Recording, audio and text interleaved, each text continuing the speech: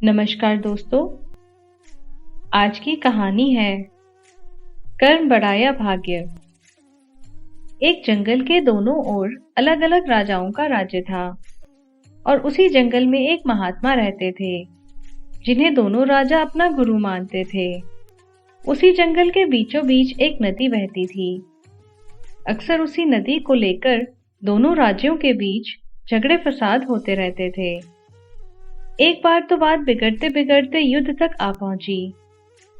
कोई भी राजा सुलह को तैयार नहीं था, सो युद्ध तो निश्चय ही था। दोनों राजाओं ने युद्ध से पहले महात्मा का आशीर्वाद लेने की सोची और पहुंच गए जंगल की उस कुटिया में जहां महात्मा रहते थे। पहले एक राजा आया और उसने महात्मा से युद्ध में विजय का आशीर्वाद मांगा। महात्मा ने कुछ देर उस राजा को निहारा और कहा कि राजन, तुम्हारे भाग्य में जीत नहीं दिखती, आगे ईश्वर की मर्जी। ये सुनकर पहला राजा थोड़ा विचलित तो हुआ, फिर उसने सोचा कि यदि हारना ही है तो पूरी ताकत से लड़ेंगे, परंतु यूं ही हार नहीं मानेंगे, और अगर हार भी गए तो हार को भी औरों के लिए उदाहरण बना देंगे, परंतु आसानी से हार नहीं मानेंगे। ये निश्चय कर वह वहां से चला गया। दूसरा राजा भी जीत का आशीर्वाद लेने महात्मा के पास आया। उसने पैर छुए और विजयश्री का आशीर्वाद मांगा। महात्मा ने उसे भी कुछ देर निहारा और कहा कि बेटा, भाग्य तो तुम्हारे साथ ही है। ये सुनकर राजा तो खुशी से भर गया और वापस जाकर निश्चिंत हो गया, जैसे कि उसने युद्ध तो जीत ही लिया हो। अंततः युद्ध का दिन आया। दोनों सेना एक दूसरे के आमने सामने थी और युद्ध का बिगुल बज गया। युद्ध प्रारंभ हो चुका था। एक तरफ की सेना ये सोचकर लड़ रही थी कि चाहे किस्मत में हार हो, पर हम हार नहीं मानेंगे, हम अपनी सर्वश्रेष्ठ कोशिश करेंगे, अपना सर्वस्व झोंक देंगे। और वहीं दूसरी तरफ की सेना एक निश्चिंत मानसिकता के साथ लड़ रही थी कि जीतना तो हमें ही है, तो घबराना कैसा। लड़ते लड़ते दूसरी सेना के राजा के घोड़े के पैर का नाल भी निकल गया और घोड़ा लड़खड़ाने लगा, पर राजा ने ध्यान ही नहीं दिया, क्योंकि उसके दिमाग में एक ही बात चल रही थी कि जब जीत मेरे भाग्य में है ही, फिर किस बात की चिंता। कुछ ही क्षण बाद दूसरे राजा का घोड़ा लड़खड़ाकर गिर गया, जिससे राजा भी जमीन पे गिर पड़ा और घायल हो गया और वह दुश्मनों के बीच घिर गया। पहले राजा के सैनिकों ने उसे बंधक बना लिया एवं उसे अपने राजा को सौंप दिया।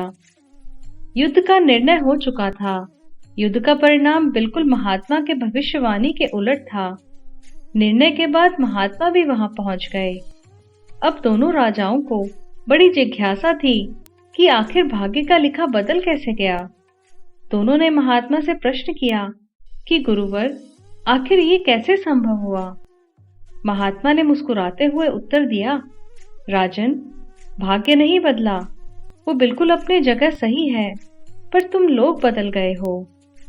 उन्होंने विजेता राजा की ओर इशारा करते हुए कहा कि आपको ही देखो राजन, आपने संभावित हार के बारे में सुनकर दिन रात एक कर दिया। सब कुछ भूलकर आप जबरदस्त तैयारी में जुट गए, ये सोचकर कि परिणाम चाहे जो भी हो, पर हार नहीं मानूंगा। खुद हर बात का ख्याल रखा, खुद ही हर रणनीति बनाई, जबकि पहले आपकी योजना सेनापति के भरोसे युद्ध लड़ने की थी। अब महात्मा ने पराजित राजा की ओर इशारा करते हुए कहा कि राजन, आपने तो युद्ध से पहले ही जीत का जश्न मनाना शुरू कर दिया था। आपने तो अपने घोड़े की नाल तक का ख्याल नहीं रखा। फिर आप इतनी बड़ी सेना को कैसे संभालते और कैसे उनको कुशल नेतृत्व देते। और हुआ वही जो होना लिखा था, भाग्य नहीं बदला। पर जिनके भाग्य में जो लिखा था, उन्होंने ही अपना व्यक्तित्व बदल लिया, फिर बेचारा भाग्य क्या करता। दोस्तों, हमें इस कहानी से ये सीख मिलती है कि भाग्य उस लोहे की तरह वहीं खींचा चला जाता है जहां कर्म का चुंबक हो। हम भाग्य के अधीन नहीं हैं, हम तो स्वयं भाग्य के निर्माता हैं। ये सत्य है कि भाग्य भी उन लोगों का साथ देता है जो कर्म करते हैं। किसी खुरदरे पत्थर को चिकना बनाने के लिए हमें उसे रोज घिसना पड़ेगा। ऐसे ही जिंदगी में हम जिस भी क्षेत्र में हों, स्तर पर हों, हमें बिना फल की चिंता किए अपना कर्म करते रहना चाहिए।